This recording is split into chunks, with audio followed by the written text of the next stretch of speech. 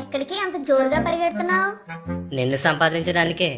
అదేంటి, ఇప్పటికే చాలా సంపాదించావు కదా? ఎంత సంపాదించినా నువ్వంటే ఎవరికి చేదు చెప్పు.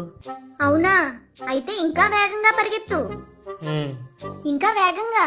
నీకోసం ఎంత వేగంగా అయినా పరిగెడతా. ఒక్క నిమిషం ఆగుతావా? ఆ, చెప్పు. నా కోసం పరిగెడుతూనే ఉన్నావు.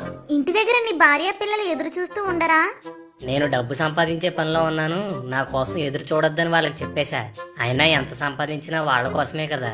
ఇంతకాలం నా కోసం పరిగెత్తి ఏం సాధించావు? ఒకప్పుడు అద్దెంట్లో ఉండేవాడిని, ఇప్పుడు సొంత ఇల్లు కొనుక్కున్నాను. ఒకప్పుడు డొక్కు సైకిల్ ఉండేది, ఇప్పుడు కారులో తిరుగుతున్నాను. అంతా నీదయ్యే. హహహహ. నే తిండి, వేసుకునే బట్టలు, తిరిగే మనుషులు అన్నీ మారిపోయాయి. హా, ఇంకా చెప్పు. నీకోసం ఎంత చెప్పినా తక్కువే. నీకోసం ఎన్ని పుస్తకాలు, ఎన్ని ప్రసంగాలు, ఎన్ని వీడియోలు ఉన్నాయో తెలుసా? అవుననుకో. అందుకే అన్నారు ధనం మూలం ఇదం జగత్ అని. నువ్వు ఉన్నోడు గొప్పోడు, నువ్వు లేనోడు దరిద్రుడు. నువ్వు ఉన్నోడు పెద్దవాడు, నువ్వు లేనివాడు పేదవాడు. నువ్వు ఉన్నోడికి మర్యాద, నువ్వు లేనోడికి హేళన. నువ్వు ఉన్నోడికి గౌరవం, నువ్వు లేనోడికి అవమానం. ఒక్క మాటలో చెప్పాలంటే నువ్వు ఉంటేనే ప్రపంచం నడుస్తుంది. చివరికి ఒక మనిషిని మనిషిగా చూడాలన్నా నువ్వు ఉండాలి. అయినా నీకోసం నీకు తెలీదా?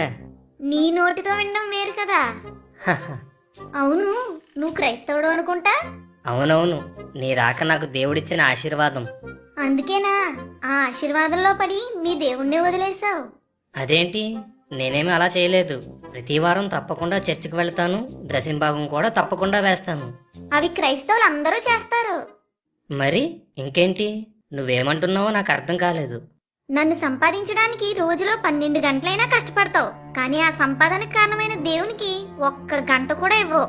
వారంలో 6 రోజులు కష్టపడినా ఒక్క 200 ఎక్కువ సంపాదించే అవకాశం ఉంటే ఆదివారం చర్చి కూడా మానేస్తావు. అవునా కాదా? అంటే అవునా కాదా? అవును, కానీ ఆ డబ్బులో కొంత భాగాన్ని సేవకిస్తున్నాను. దేవుని పని జరగడానికి అవి ఉపయోగపడుతున్నాయి కదా. డబ్బు సేవ చేయదు, సహకారం మాత్రం అందిస్తుంది. మనిషి సేవ చెయ్యాలి. ఒక క్రైస్తవుడిగా దేవుని పనిలో నీ పాత్ర ఎంతుంది? అది చెప్పు. లేదు. కనీసం నువ్వు సంపాదించిన దాంట్లో ఎవరికైనా సహాయం చేసావా? నేను రాకముందు సువార్త చేసేవాడివి, నేను వచ్చాక ఒక్కరికైనా సువార్త చేసావా? అది సంపాదించడం ప్రారంభించాక ఒక్కరోజైనా కుటుంబంతో కలిసి ప్రార్థన చేసుకున్నావా? కనీసం నీకు నువ్వైనా రోజులో కాసేపు వాక్యం చదవడం, ప్రార్థన చేసుకోవడం చేసావా? గమనించావా? నేనొచ్చాక ఆస్తిలోనే కాదు, ఆత్మీయతలో కూడా చాలా మార్పు వచ్చింది. సంపాదిస్తే కుటుంబం బాగుంటుందనుకున్నావు, కానీ కుటుంబ ఆత్మీయ పరిస్థితి ఎలా ఉందో గమనించుకోలేదు. నీ భార్య డబ్బును చూసుకుని గర్విష్ట అయిపోయింది.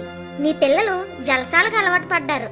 ధనాపేక్ష సమస్త కీడులకి మూలమని, ధనాపేక్ష లేని వారే మీకు కలిగిన వాటితో తృప్తి కలిగి ఉండమని బైబిల్లో ఉంది కదా. చదవలేదా? చివరికి నీ ధనాపేక్షే నీకు నీ కుటుంబానికి కీడుగా మారుతుంది. నీ ధనాపేక్షే మిమ్మల్ని నరకానికి నడిపిస్తుంది.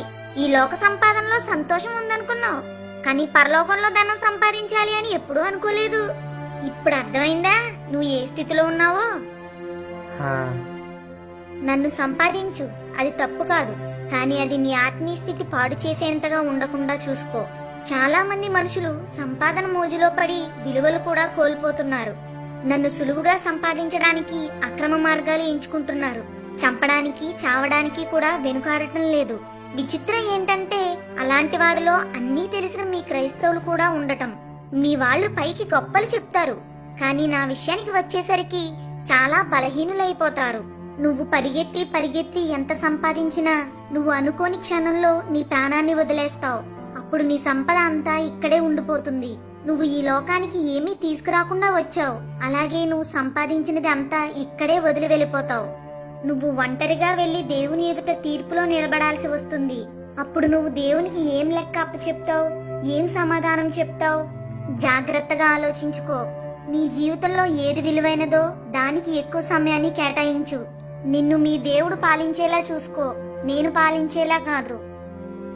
బతకడానికి డబ్బు సంపాదించాలి, కానీ చాలామంది సంపాదనే జీవితంగా గడుపుతున్నారు. డబ్బు వ్యామోహంలో పడి కుటుంబాలను నిర్లక్ష్యం చేసేవారిగా, ఒకరితో ఒకరు సంబంధం లేనివారిగా, ఆత్మీయ జీవితాన్ని పట్టించుకోని వారిగా బతుకుతున్నాం. ఇప్పటికైనా అశాశ్వతమైన ధనం విషయంలో మన ఆలోచన మార్చుకుందాం. ఆమేన్.